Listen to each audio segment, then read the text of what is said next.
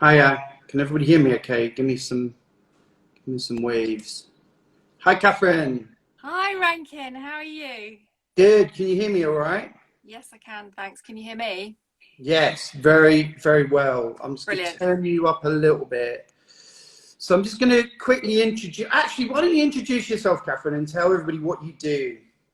Okay, so I'm Kathryn Chapman. I'm a portrait photographer based in Surrey in the UK, and I specialise in helping women have a better relationship with themselves through the power of photography. So I photograph them as they are telling their story, and I use their gallery of images to reflect back all the things that they can't see about themselves, such as their strength and vulnerability and beauty, and resilience. And it helps to allow them self-acceptance, self-compassion, to see themselves from a perspective that they've never seen before, and one that can really help them to love themselves more. And it was born from my own self-portrait shoot that I did nearly 3 years ago.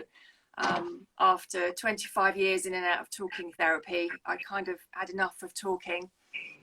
And I'd had this idea in my head for a shoot that just wouldn't go away. You know what it's like when you just got a vision in your head, of an image that you want to create, and it didn't go away ever. And I thought, just got to do this shoot. So I did it. I sat with my most difficult emotions and I photographed what was there. I didn't I didn't know what I was going to find. I didn't really have many expectations about what what would be there. But when I looked at the images, it was quite astonishing. I didn't hate them. I didn't think I looked ugly, or I wasn't picking holes in myself. What I saw was a woman in agony and in a lot of pain who needed help, and the only person that could do that for her was me. Um, so that's started this transformation, over it was about 6 months really, before I decided that I was going to share an image on social media, which I never expected I would ever do. I mean, I would have put all my savings and my house and everything that me and my family owned on the fact that I would never share an image, and I did. So it was quite that was quite a moment for me, actually, sharing Amazing. it.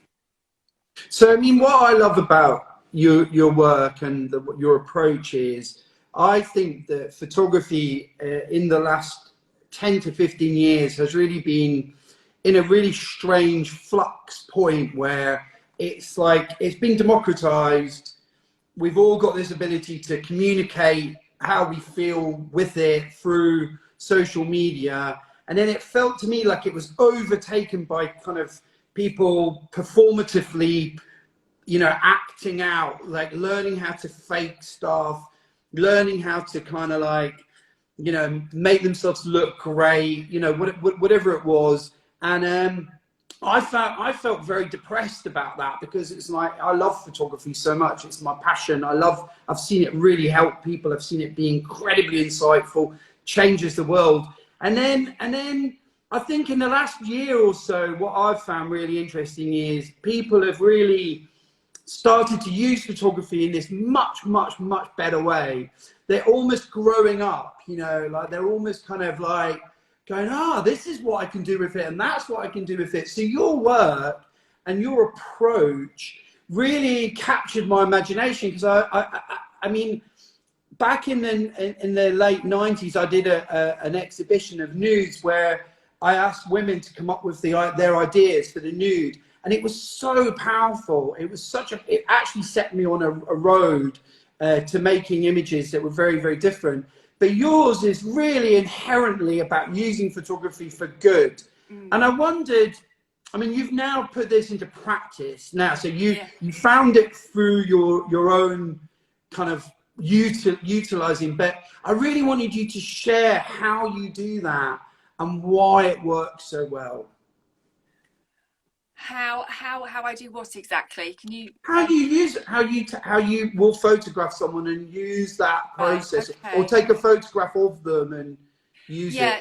So what I do is, before the shoot, there's about half an hour chat where we design the alliance. So I ask my client a lot of questions about where they're at that day, and is there anything I should know, and what their boundaries are, and how far, you know, they want me to ask them questions about their story as they're telling it, and you know, they can say as much or as little as they want to. So that kind of really helps with relaxing and making my clients feel safe, and also making me feel safe as well, knowing that I'm going to serve them in the best way that I can. And then they just, you know, it's a very simple setup. It's one light, a pop-up grey backdrop, and they sit on a stool, and I have the camera on a tripod right next to me, kind of right next to my face, actually. And we're just having a conversation. Amazing. I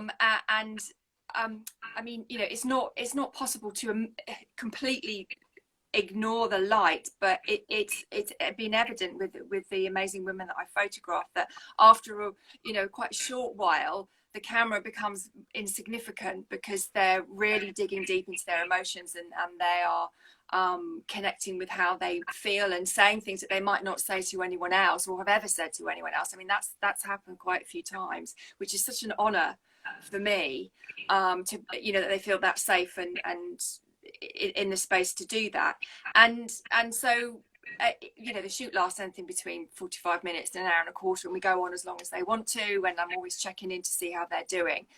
And then self-care after the shoot is really important for my clients.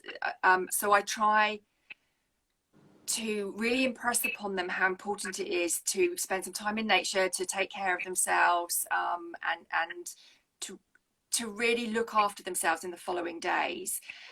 And I'll be checking in with them as well to see how they're doing. And then a couple of weeks after that, we do a gallery viewing. So that's together, and that's, you know, that's remotely or in person. And that, I think for me, that's the hardest part, is preparing their gallery. Really? Why? Because I'm sitting with their emotions, and sitting, you know what it's like when you're editing a gallery. You know, you're culling, and then you're creating a story, or, you know, I create their journey, and with some of the more difficult images where they're really digging deep with their emotions, those are the ones that they're really hard, because I sit and look, and I'm really present with their emotions, and I have to be careful about what that might bring up in me for me. So yeah, there's definitely a process that I go through when I'm preparing the galleries.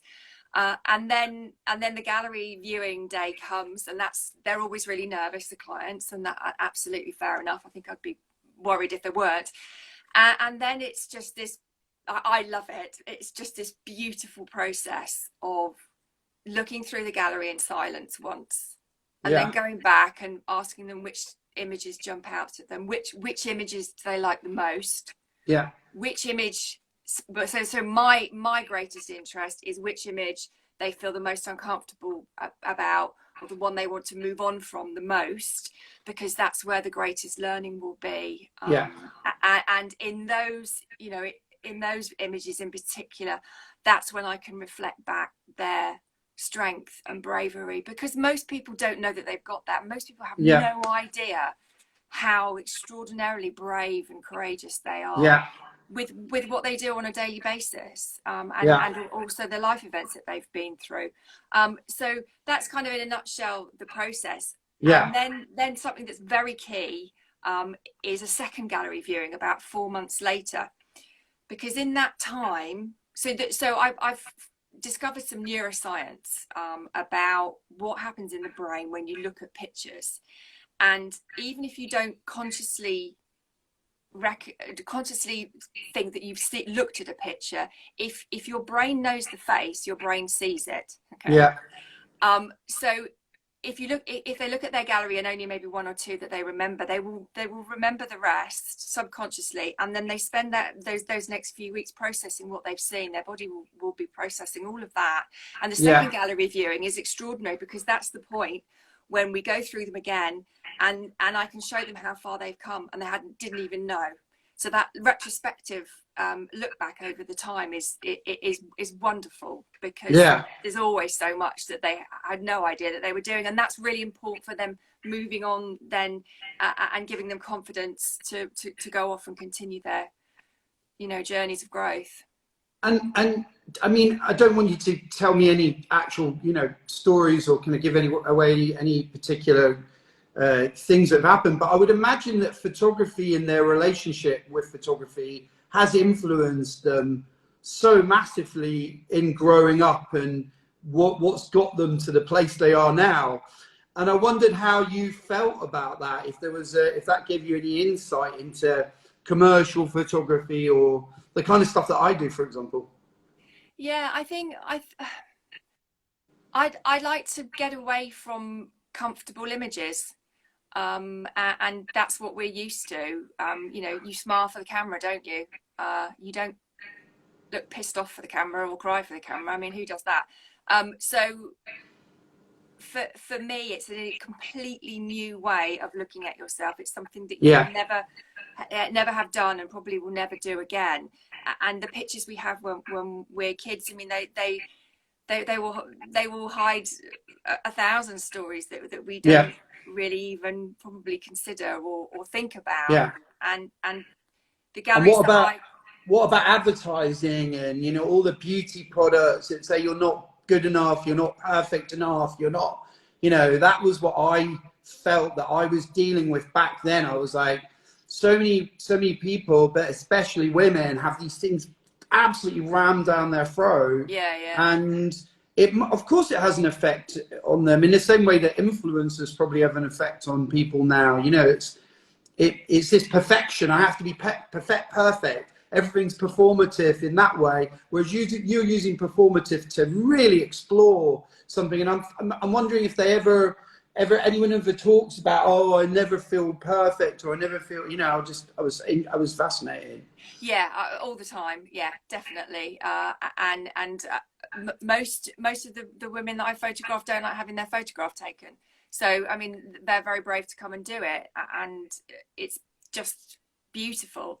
And the galleries give them an opportunity to see themselves as perfectly imperfect, and that they don't have to be this ridiculous thing that society says that we should be. I mean, we're just losing our humanity about the way we look and the way we are. And it's really, really sad, because I think people are becoming very, as a result, becoming very kind of individualistic and you know, really struggle with themselves, which means that mental health issues are, you know, getting so much worse, as we all know. And my images are an opportunity to say, look, you're human, and you don't need to be this is just a load of shit. And you can choose something else. And do you find that do they want to use the pictures? Are they like, oh, I want to put them out, like, or has it become personal, or is it a bit of both? Well, I always say to my clients, do the shoot with the intention that you never share any of them. That's really important, that they are as authentic as possible. And my coach said that to me before my shoot, and it was one of the best pieces of advice I had, actually. So I do say that to them, and it is a process. You know, you need to get used to seeing yourself in this different way, but it's actually very empowering. And the women that have shared their images, you know, I just, hats off to them. I think it's amazing. You know, it's one thing for me to do it because this is my baby, but for my clients to go, actually, no, I'm joining that tribe there, and I'm going to stand up and be part of something a bit different is incredible. And I like the fact that you kind of almost the technology, you're trying to take it out of the, you know, trying to sort of push that out of the way and just make it like about them. And is it about you and them, or is it about them and them? You know, because for me, when I'm taking a photograph of someone, a lot of the time I'm saying, imagine that I'm not here. Like, imagine this is the audience, one person you really want to communicate to, because it makes it very intimate. But I wondered if they're kind of going, okay, this is about me, and I'm trying to like express myself. It's very relational. With my shoot, when I did it, you know, they're self-portraits, and when I'm expressing my emotions, they kind of just hang around in the ether. They don't land anywhere. And with my clients, it's a conversation. So their emotions are landing with me, and I'm, you know, telling them that they're perfectly valid. And the big part of it is them feeling seen, heard, and validated, and that they can't get their feelings wrong. That's the most important thing. So I think having that conversation and having it as a, you know, two-way relational thing, I think is really, really important, because that's all part of feeling safe and not judged, and, you know, in a place where they can just express themselves in whatever way they want to. I love that. And is there any kind of things that really stand? I mean, not telling any names or anything. Is there anything that you could tell us, like, there was like, this happened, it was extraordinary? I love, like, to hear stories. I mean, yeah, I mean, I'll tell you one, which I was Oh no, don't quite, it's quite full on. It's quite full on. So this one lady, she basically told me this story of when she was a young mum, and she was really struggling, and she had two kids, and she found herself with her hands around the throat of one of her children, and she, you know, it threw her into a massive spin. Yeah, God, yeah.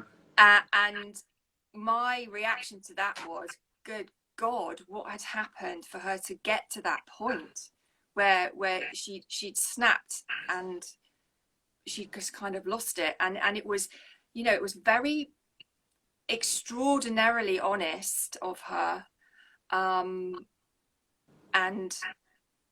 yeah, I found it very humbling that she just felt safe enough to say something quite as extraordinary as that, and that will stay with me.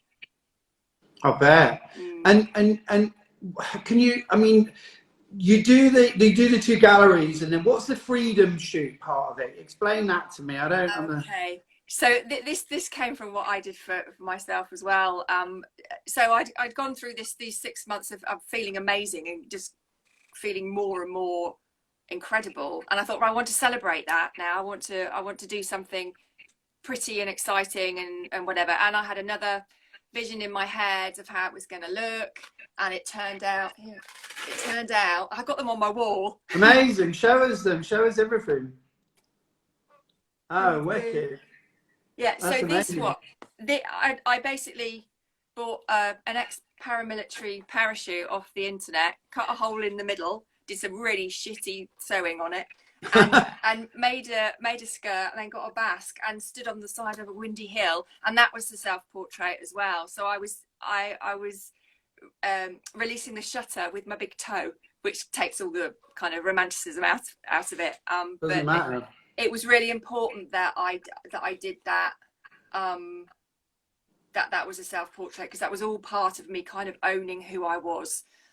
So that's what I do for my clients. And just before that shoot, I was really bothered about what the bloody hell was I going to do with myself. I was going to stand up and, you know, flap this parachute around, but I didn't know kind of how to be.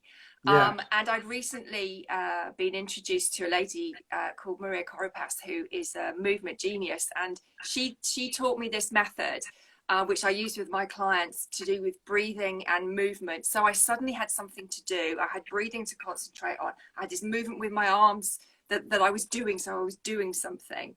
And I coupled that with self-connection. So those three things I bring into my shoot with my client. And the idea is that they become so absorbed in their breathing that they forget, and the movement, that they're that makes sense. They come out of their brain. They're not thinking about what they're doing. They're just doing. Yeah. And the breath is leading them.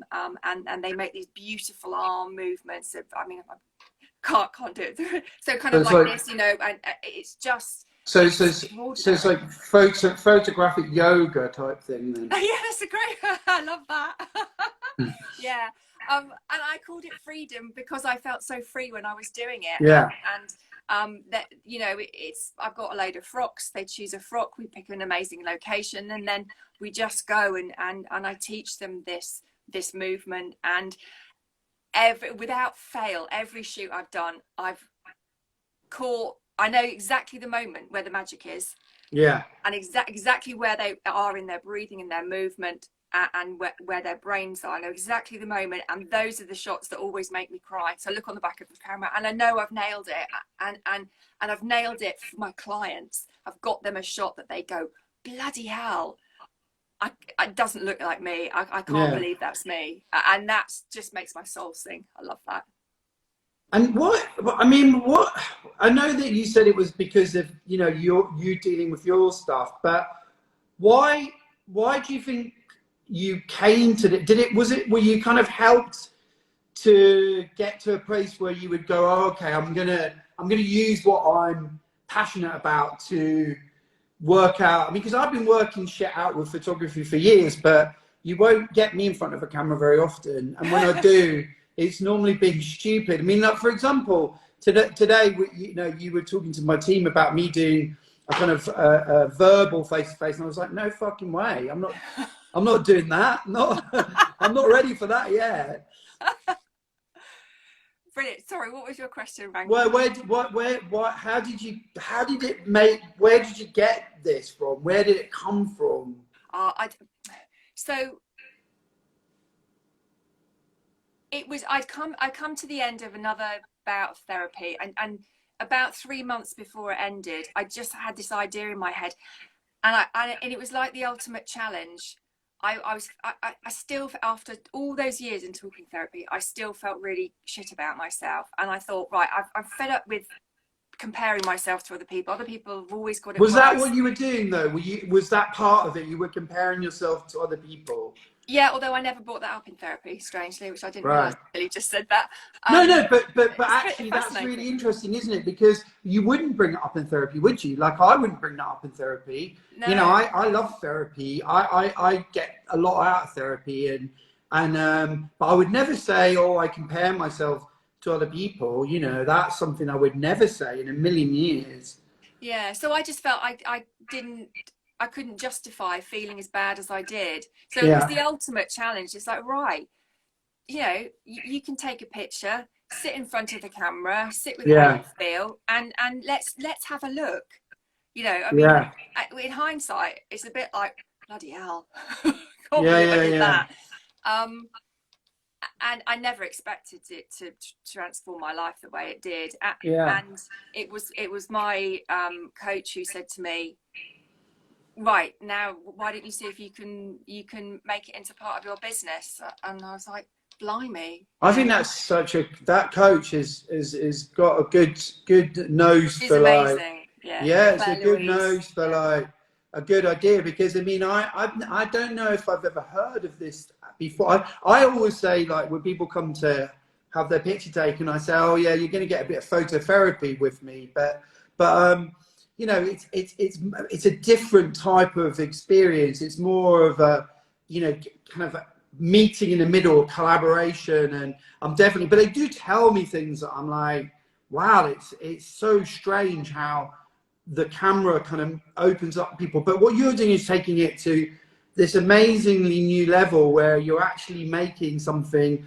And also the thing that I really like about it is you don't have to be a therapist to do something like this. You know, you just have to be someone that says, here's a safe space, let's make something together and let's talk about it. And because you're a photographer, you can go, well, maybe this is about that, and maybe that's, because we've all thought about those things, haven't we?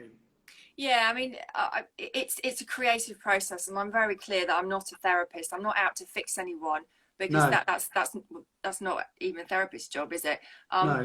What I want to do is to reflect back to them and give them an opportunity to see what I see, and use that as them finding their own answers within themselves. Yeah, because what you're almost doing is going, okay, here's a canvas, here's some paint, what do we want to paint, or what do we want to write, or what do we want to, you know, and let's do it. I'll just, because I'm a professional, I'll show you how to do that, And through that process, and this is the thing that's really important for me, a lot of what fucks us up is photography. Not for taking photos, but the whole looking at photos, consuming advertising, making us feel like we're living these weird lives. And the lens, the gaze, the digital gaze, whatever it is it does have a massive effect on us. And one of the things I've been feeling recently is that as a photographer, I've got to have a responsibility. Like when I started photography, the idea of picking up a camera is you had a responsibility to yourself, you had a responsibility to the subject, and you had a responsibility to your audience. Now we all are looking at images and you're just like going, it's like overwhelming, right? Yeah. So that's why I like this, because literally people could also do this at home, right, themselves, if they put themselves in that place, right? So I like the fact that it's not like anything more than I mean, that's not underselling it, but it's nothing more than the process of creativity, right? Which is what's amazing. Yeah, and actually, I can tell you how you can do it. Amazing. If you want to. I mean, you can do it on your phone. But what I've done previously is on your computer. So get your, when you do a screen grab, get your camera set up and do your screen grab and get it so you've not let go, so you've made your shape. Yeah. And then hold that there. Connect with whatever emotion you want to connect with. Yeah. Breathe into that a few times, and then literally open your eyes and then let go and take your screenshot. Yeah. And that's very powerful, actually. Yeah, that's wellness. That's kind of a wellness thing. That's like kind of like having that moment. Yeah, I like that. Yeah, it's really interesting. Yeah, no, it is. It's helpful to do it with somebody who can kind of guide you and help you look past, of course.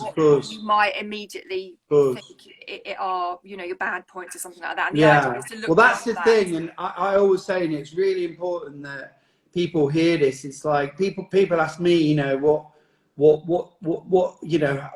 are people like in front of your camera, and I'm like, most of them are shit scared, really hate it, and even the most famous people are analyzing what they look like and what's wrong with them. And it's like this is a modern day problem for everybody. It's not like, it used to just be the celebrities and maybe a few people that got photographed, but now everybody's doing it. And it's like, and when people say, oh, I bet the supermodels love themselves, I'm like, no, God no. They're like, as everyone's as critical of themselves as the next person, and the most beautiful people in the world are still going, oh, look at the size of my chin, or and that's the thing. It's like this is the weird thing, isn't it? When you give them the power, it suddenly changes the way that they kind of they work with it, and that's what I love, and that's why I love the way you work. Yeah, and for me, it's all about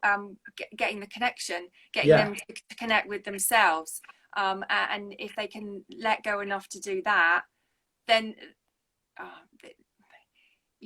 I think so much of that self-deprecation then goes, because they see themselves differently. I mean, that's what you do so beautifully. It is you capture something that is very authentic and connected about your clients, and that's my aim as well, is to find their essence, find that one thing, or those things that they can really feel at peace with and at ease with, the parts of themselves, and just to show them, just mirror it back. Everyone is beautiful. They just need to see themselves in that way, and have someone draw that out of them, or allow them that part of them just to be and to come. Yeah, and I wanted to ask you, because obviously I talked earlier about maybe how nervous I would be to do it, and obviously I'd probably go and do it myself, but to myself. But I wanted to know, is it mainly women that come to you, or do you have a few men? Yeah, no, it's a conscious decision to photograph women. It's a space that I feel I can hold very well. that I wouldn't necessarily be able to do with guys. I think relationally, I'm much better at it with women. I mean, I do photograph men in other ways, but for this, it's quite an intimate space. So yeah. It's a safe space, so that makes a lot of sense. Yeah. And then, were there any other kind of female photographers that influenced you? You know, like going. Well, my mentor, she features very highly, a lot. Claire Louise. I mean, I did a course of hers, a one-day course called Shooting with Soul, and it changed the way I shot forever. This is a direct result of, actually, some of them were from that day. Right. She's an absolute genius. She allows people to connect with themselves, to bring out their creativity in such a powerful and beautiful way. And yeah, I mean, Shooting with Soul is such a brilliant title for her work. Yeah, it's a fab title. Yeah, because it's so soulful, and it's all about the connection between the photographer, the MUA, and the model and the surroundings and where you are. And I bring all of those things that she's taught me. I bring everything into what I do. When I was at college, that I was taught you couldn't capture the soul, you can't photograph the soul, and I always used to be like, that's a very strange perspective. I mean, maybe you can't capture everything, you know, about a person, but you can have a go at it, and you can definitely get like a layer of someone or a part of someone. Or I don't believe. I just don't. I just don't believe that because photographs are so powerful, because they are encapsulating so much humanity in the way we view them, the way we make them. Everything has that as part of it. And then someone's asked earlier on the questions below, what age group are the women normally? Just out of interest, I think. I like to shoot from about 23, 24. I feel that a certain amount of life experience is necessary for resilience and understanding themselves.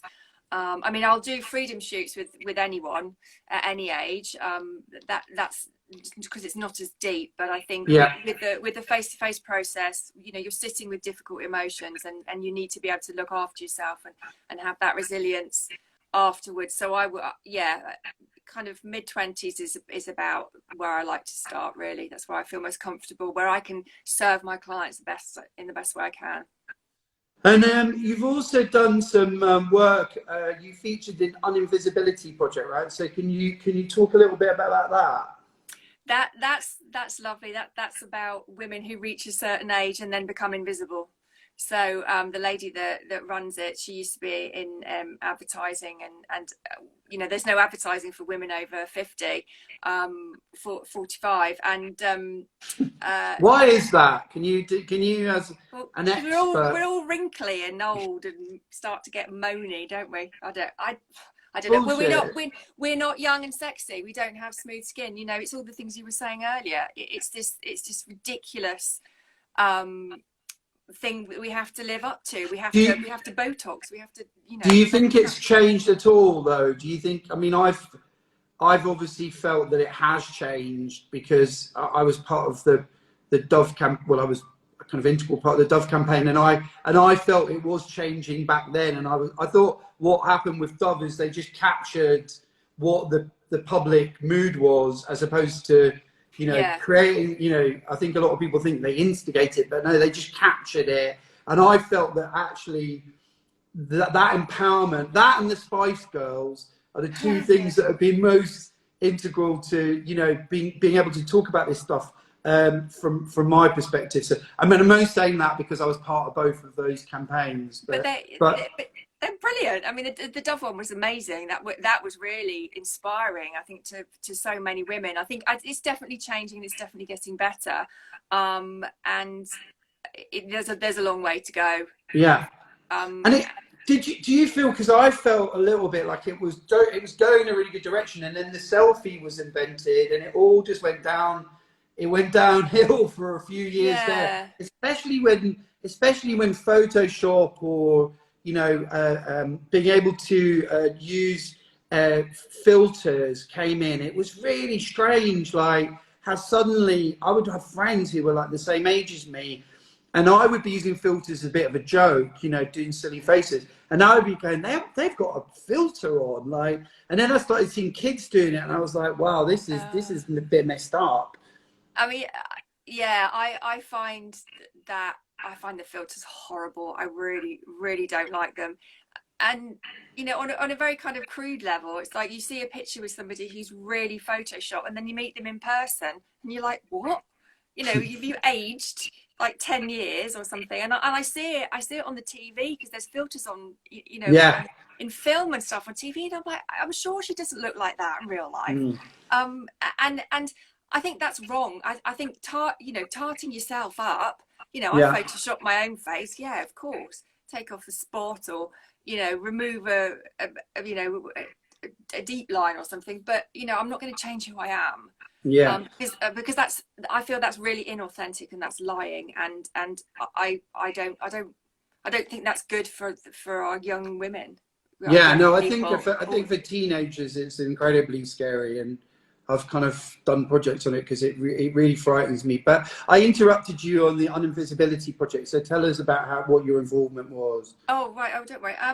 Yeah, so I was just asked to participate and tell my story, and just join the other women who, you know, don't want to be invisible, and it's about becoming And how did you do that? What was your picture like? How did it work? So I did a self-portrait again. I was horrible. I didn't like that picture at all. But you still put it out. Is that right? I did put it out. Yeah. Well, I had to give them something, but it's fine. I mean, I'm not precious. I'm not really very precious in front of the camera anymore. I have a usual clown face that I pull in front of the camera. Me too. And that's fine. Yeah. That's my face. I look like a bit of a muppet. I'm like. my wife keeps saying to me, "What are you doing with that face?" Like, I'm like, I just can't help it. I say it's like my go-to now, you know.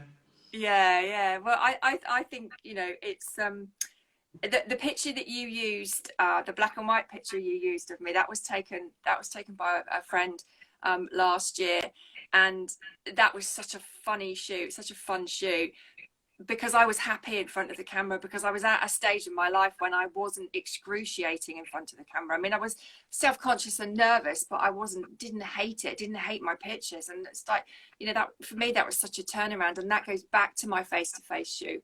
When I learned to love myself, I learned to have compassion for myself. And I know that I'm human. In all ways, that means my wife's waving at me. Hi Tilly. I'm not supposed to mention her, I don't think. So listen, I'd love if you've got any questions for either of us, please put them up at the bottom. And of course, Kath, if you've got any questions for me, I'm happy to answer them as well. I know you have. Yeah. So I want to know what's coming up, what you're like, because I know you do a lot of passion projects, like things that you're really interested in. Yeah. And you've done loads and loads of really interesting and amazing stuff. And I just wondered what was on your horizon for the next couple of years. What are you itching to get your teeth into? Oh God, there's so many things. I mean, I'm in a really very privileged position that I can still shoot. So I'm put a lot of shoots back because I just want to be responsible. But I can still do little things, especially with small crews. I'm also I've done a big flower book last year, which was really extraordinary to do. So my future projects are really, a lot of them are focused around the Days Confused as its 30th anniversary this year. So, you know, me looking back at like what I'm gonna show of that work, and also doing retrospectives is a really nice way of kind of resetting where you are as a creative. I've been doing a few, as you say, passion projects. I did a couple of things for the NHS. I'm hoping to work with the NHS again. I love doing work with them because I think that for me, like I've always enjoyed shooting celebrities that interest me, but I think the whole world has flipped on its side, and it's really good to kind of meet people that are actually, doing actually helping people in a real way. So I definitely want to be doing more of those. And then my big, I guess my big thing is that I'm in a place now where I can kind of do things like this more. So I've got another TV show coming out, which is a really exciting one, with the BBC, and that one I'm kind of like, you know, like so excited to get it out there, because I'm asked to do like a few lectures and stuff, and I always say, like, I can do a few, but like if I do things like this, it reaches a lot more people. Things like, things like an Insta Live or something, because I just feel like when you're talking to 20 people or whatever, these things get watched by thousands of people. So I really love doing that part of it, because photography for me is about what you can learn about yourself, or about about humanity or whatever. So I'll definitely be doing more of those, watch this space type of thing. But I've got one project idea that I love, and I'm really, really excited. I'm just looking at a question for you. That's Claire Louise. That's my mentor. Hi, Okay, I'll Claire. ask that. How do you protect nature, nurture, and grow your creative self? I'll ask that in a second. I'll just finish my one, which is, I've got this idea. I was looking at a picture the other day with my wife of her that I'd shot, and it didn't get published because it got rejected. And I suddenly thought, I'd love to do a book of photographers' work that got rejected, because I think it'd be really insightful about why it didn't, and the stories behind those pictures. So one of the things I've been doing recently is reaching out to people that I haven't worked with or fell out with, and I've been trying to like make those connections again and say, hey, look, we're definitely on the good side of the world. Let's connect and try and do good things. So working with other photographers, like, do things like this, really. Yeah, nice. My husband is into outsider art, so maybe it can be like outsider photography. Yeah, exactly. Outside of photography is great. I mean, I Yeah, always feel in the periphery of the fashion industry, or the photography industry. So I do really believe in that, as an approach. But how do you nurture yourself through photography? How do you protect and nurture yourself? that's about knowing self-awareness, knowing what might trigger me, and looking after myself. So after my face-to-face shoot, I began looking after myself in very little ways, like walking in nature, doing meditation, exercise, eating well, not drinking as much, the obvious stuff. Yeah, But doing little things every day, and it's about me being, and also spiritual, yeah, yeah, looking after myself spiritually, and yeah, yeah. knowing what needs nourishment, and where my limits are. So it's something, it's personal growth is an internal thing, isn't it? And it's about, knowing what works for you, and being able to recognize that, and constantly learning about yourself and what you need, and listening to your body. So that's a massive thing for me, is listening to what my body needs, Yeah. and acting on that, because my body's never wrong. Yeah, yeah, yeah. I really agree with that, actually. Especially the thing of, I always used to, because I've been working for 29, 30 years now. So, and I was addicted to work, and it took me a long time to realize that I need to be bored. I need to read. I need to walk. I need to, and I need to hold a mirror up to myself. And that's the funny thing about looking through a lens. Sometimes you don't put it back on yourself, and you almost kind of like you defend yourself with it. And I think that's a really important thing. Yeah, How do you unwind? People are asking how you unwind. I read to unwind. bit Netflix, walking, running, yeah, quite a lot of meditation. Can I ask you something? Yeah, The, yeah, the, yeah. the picture, the black and white picture that you sent me to use on social media. I love that picture. Was that a self-portrait? It was a portrait. It wasn't. I mean, it was somebody clicking. When you're a photographer, when we're photographers, I just don't have to do it with a timer or something, because I've got someone that I light it, I set it up, and then I go, can you just press the button? But yeah, it was. I was feeling particularly skinny at the time. It was probably about 5 or 6 years ago, so I'm looking a bit more wrinkly, and I definitely, like, my hair looked amazing. I was like this and I'm not counting too much in it. I like it. I feel like you can see me, and I like to think that's who I'd like to be, or how I'd like to be seen. But obviously, I look like this. So, but what do you see when you look at that image? I see the person that I kind of wish I was. You know, like every day, walking around. You know, the way, like, you know, walking through the streets. But what's funny is that we just got a 3-legged dog from Spain a year ago. And I relate so much, called Mavericks. I call him Hooligan. My wife and I call him Hooligan because he's a fucking hooligan. And what's really funny is I said to my wife the other day, what's weird about this dog? And I relate to him completely. I love him. I'm like, some days, or even within a day, sometimes he'll be doing something, he'll look so handsome. And I'll be like, that is the most handsome dog in the world. And then 5 minutes later, he'll be like this.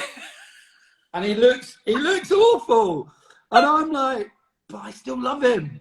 I love him more. I love him more because of that. And it's this weird thing. We've got 2 whippets. All our dogs are rescues. I've got 2 whippets and a lurcher, and they're the most beautiful dogs. You know, they're like my wife. They're very kind of, you know, they've got amazing bone structure, and the way they stand is amazing. Whereas I'm the little 3-legged dog like that. So that's, but I still love him. I still love that dog, you know. I actually, in a weird way, love him more because he's like that. So I don't know. It was a weird kind of revelation for me, and it was also because we're all sitting at home looking at our dogs and going, "How are we going to cope with life?" And then my dog suddenly, I went, "Oh my god, I'm like that dog. Sometimes I'm handsome in certain angles, and then most of the time I'm this little 3-legged dog anyway." Brilliant. I love it. That's a great analogy. Fantastic. People are asking loads of questions and I'm missing them all, which is really annoying. For people who, I can't read that one, sorry. Not either. Let me see if my team have sent me, they might have sent me them. How are you doing for time? Are you all right? I'm all good, yeah, thank you. So if you could do another shoot, photographing yourself, what would you do? Oh, I don't know at the moment. Like, I think I'm probably, like, I always remember I saw pictures of an amazing artist called Julian Schnabel, and he's this kind of like big Italian American guy who does these amazing paintings with crockery, and he's an incredible painter. Big character, you know, hasn't got the best reputation in the world, but very lovable. And I saw this picture of him painting, and he's just wearing a pair of tracksuit bottoms, and I looked at him and was there. I wish I could have the bravery to just be that guy, and he obviously doesn't care at all. You know, he's got an amazing look with a beard and stuff, a bit like you know, Ernest Hemingway or someone, but it just makes me look at him and go, I wish I could do that, but I just don't think I've got the bollocks to do it. And also, I work in an industry still that I'm surrounded by young kids. I'm surrounded by kids, you know, like lots and lots of kids. And you do start to kind of go, you know, you pull your tummy in, all that sort of stuff. So I don't, you know, but maybe I'll do it. I think eventually I'll do it. There's a great picture of Helmut Newton when he had a heart attack, where he took a picture of himself in the mirror where he'd gone in to have the surgery, and it was him naked from the top up. And I always used to look at that picture and think, I wish I had the guts to do that. I did them when I was 21, but not now. So you wouldn't take your camera and a tripod you know, off somewhere on your own and do it? Possibly, maybe. I'd have to do it on my own for myself with no one Yeah, else. Yeah. yeah, But absolutely. the problem is, Kath, I think that I'd end up just being like really hypercritical of myself. I'm the classic kind of like, you know, do as I say, not as I do, I'm afraid. Okay. It's Yeah. not that I wouldn't have my, it's not that I wouldn't have my photo taken by you. It's just that I'm not like 100% confident. But it's really funny because they did say, we'll talk about it, and I was like, absolutely no way. Hold on, I've got some questions now. Fantastic. Do you think the mainstream conversation goes far enough? So they're talking about this stuff. You kind of No, answered it, but no. no. It's just a straight no, right? Yes. We're not politicians, clearly. Yeah, no. Yeah. I mean, there's so much more. We just need more real conversations, and you know, everyone gets older. Everyone starts getting lines, and things start going south, and that's the way it is. And we should celebrate actually what's in our brains then, and what knowledge we have, Yeah. and you know, it just needs flipping, doesn't it? It Yeah. needs, yeah. Yeah. I mean, I don't have a problem with the lines and the age. I mean, sometimes I look at myself. I see my dad a lot. I look at my guy. I'll see my dad in the reflection of a window or something, or the eye bags or whatever. But it's the kind of like, oh, you're a bit overweight and you're not really looking after yourself and all that sort of stuff. And what does it mean for you to be authentic, and why is that important? What does it mean for me to be authentic? If that's me being true to who I am and what my values are, and what I believe, what I'll fight for, stuff like injustice and self-connection, and seeing, being kind to yourself, giving yourself patience and love. That for me is being authentic. Is when I really feel something, and That's I great. just have to do it. What was the other half of the question? How? Where is it? And why is it important? I I mean, don't that's like know, but asking. it kind of like That's a bit like because asking a creative to breathe. Can you breathe, yeah, please? brilliant, yeah. um, Because there's no other way to be. Because I found it, and I refuse to be anything else. Because it's an amazing place to live from. You know, if I'm being as authentic as I can be in my yeah. everyday life, I'm going to be so much happier and fulfilled. And somebody that works with me has asked, what's a good recommendation for finding creativity in later life? So start with yourself. Start with Yeah. yourself, and do stuff because you want to do it and because you're drawn to do it. Don't do stuff because you feel you should. Yeah. So, and it's like everything. It starts from within. Work Yeah. out what's important to you, what makes you happy, where your interests lie, and go down that path. Don't be scared of it. Just jump in. Yeah, absolutely. You can't. The thing is, you can't get art wrong, can you? You can't get Yeah. feelings wrong. You can't get art wrong, in whatever form it is. If somebody likes it, well, if you create something, it's art. Doesn't Yeah. matter if you're 4 or 40 or 90. Yeah. It's a creation, and it should be celebrated.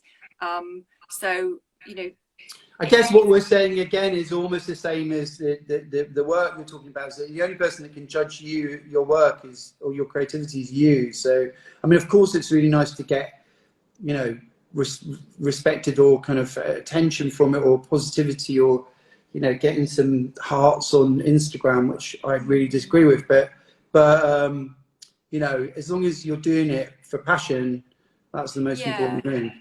And I think it's really important not to compare yourself to other Yeah. people. I spent years doing that, and it got me Yeah. nowhere. It just made me feel shit about myself. So I actively don't look at other people's work to compare myself with. You know, go with what you feel, what you are interested in, what is you, what makes your soul sing, and that's Yeah. where that's where you should go. And I remember Platon said in the interview you did with him last year, you know, all I can be is me. That's what he said, and Yeah. I love that. and be who you are, be unapologetically who you are, Yeah. because no one can be you, Yeah. and that's what you can bring to the world.